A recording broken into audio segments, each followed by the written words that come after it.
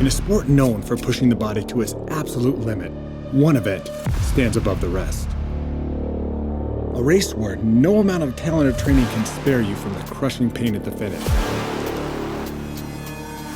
A blend of technique, speed, and endurance that's run right on the razor's edge of physiology and grit.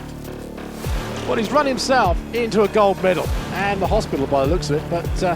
Welcome to the beauty and the brutality of the 400 meters.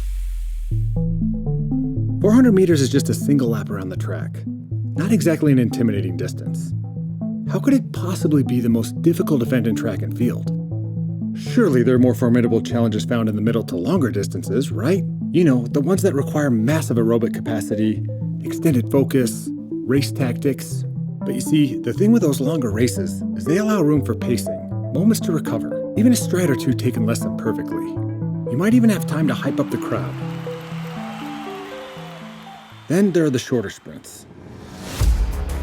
Although they require technical precision, massive amounts of power, and leave pretty much no room for error, they're simply over too quickly. These subject the athlete to a momentary blast, not a prolonged struggle. Enter the 400 meters. Technically, it's a long sprint, and practically, it's a theater of pain, even at the highest level.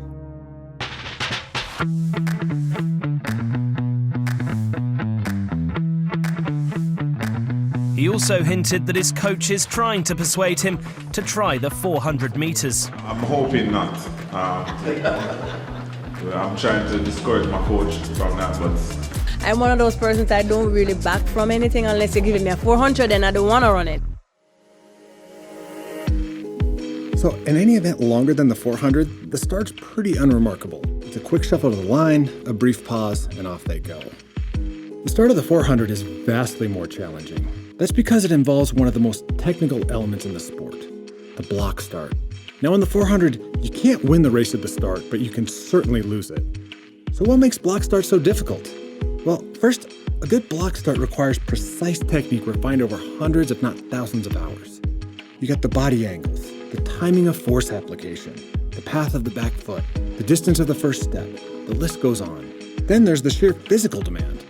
From a dead standstill, athletes have to launch their body forward, creating immense linear force. And of course, then you got the mental component, the split-second reaction to the starter's pistol, and then that ever-looming threat of a false start.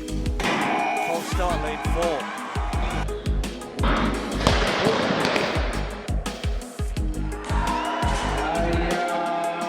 It's a race that begins with immediate pressure. Then things get complicated. So the crux of the race comes down to one of the few indisputable facts in track and field, which is no person on the planet can run the 400 all out from start to finish. The reason why comes down to how the body creates energy, and the way it does so during the 400 is the most painful. So here's an easy way to think about it. You have three energy systems to power movement. They work on a continuum and there are individual differences. But no matter what, when intensity's high, energy comes at a price. So during the first 50 meters of the race, the body uses immediate energy stored as ATP and phosphocreatine. Think of this as your body's version of a short, sharp rocket booster. So this energy is rapid and intense, but is very short-lived.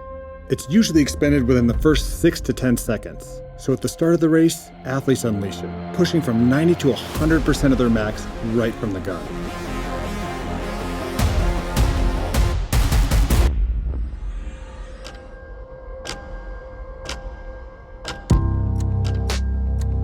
After that initial burst, runners transition into a phase that sustains a high but not maximum speed. So now we're onto the second energy source, called anaerobic glycolysis.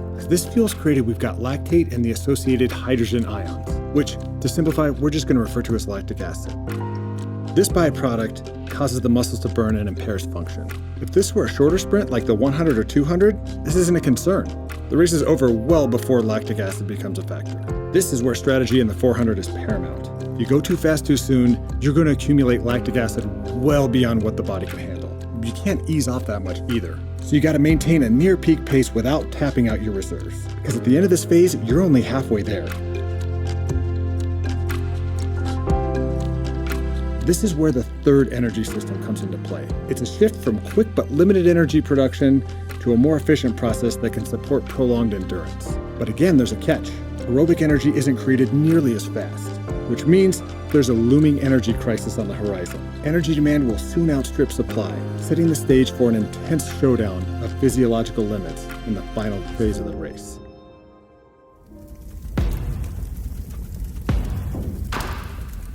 This is what it all comes down to. The fourth stage is where chaos prevails, especially if you didn't get the other phases right. But even if you did get the other phases right, the final stretch is still hell on earth. Just ask anyone who's run the race, as this Redditor did.